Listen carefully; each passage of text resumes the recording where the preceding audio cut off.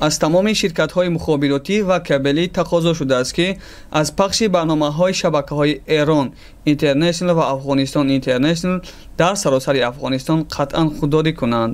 Разоқи Маъмун, сардабири гузоришномаи Афғонистон ба Спутник Тоҷикистон аз қавли манобеи худ дар Кобул хабар дод ки Вазорати фарҳанг ва иттилооти Толибон ба ҳамаи мақомоти давлатӣ аз ҷумла Вазорати мухобирот, радиотелевизиони Афғонистон ва ширкатҳои кабелӣ дар як ҷаласаи хос тақозо кардааст ки бо ин ду телевизион ҳамкорӣ накунанд ва аз мақомоти қудратӣ хостааст чораҳои зарурӣ андешанд.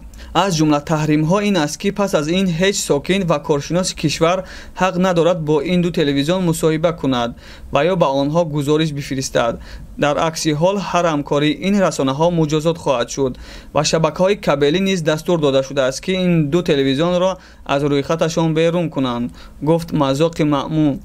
Эрон International ва Афғонистон International ду расонаи телевизионие ҳастанд ки аз Лондон, пойтахти Бритониё, пахш ва аз сӯи Муҳаммад ибни Салмон, шаҳзодаи Арабистони Саудӣ сармоягузорӣ мешаванд. Разоқи Маъмун мегӯяд ки кишварҳои Қатар ва Эрон ин шабакаҳоро як ҳадафи амалиёти арзёбӣ карда ба муттаҳидони толиби хеш дар Афғонистон дастур доданд ки онҳоро таҳрим кунанд. Забиҳуллоҳ Муҷоҳид дар маҷлиси дирӯзааш дар Вазорати фарҳанг бо ҳозирин аз рӯи қаҳру асабоният болои давлати Саудӣ гуфтааст ки агар тавон дошта бошам, рафтан ба ҳаҷи умра ва ҳаҷи фарзиро низ манъ мекардам, то пулҳои мардуми мо ба ҷайби арабҳои Саудӣ нафтад, гуфт ӯ. Арабистони Саудӣ ба дунболи Покистону Иморати Муттаҳидаи Араб сеюмин кишваре буд ки замони зуҳури аввали Толибон 1996-2001 ҳукуматашонро ба расмият шинохта онҳоро сармоягузорӣ мекард.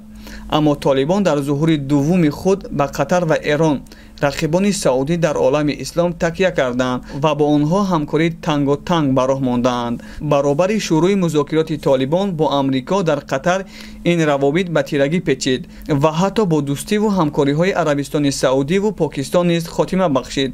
ҳоло Арабистони Саудӣ бо ин равобити гусурдаро ба роҳ андохтааст.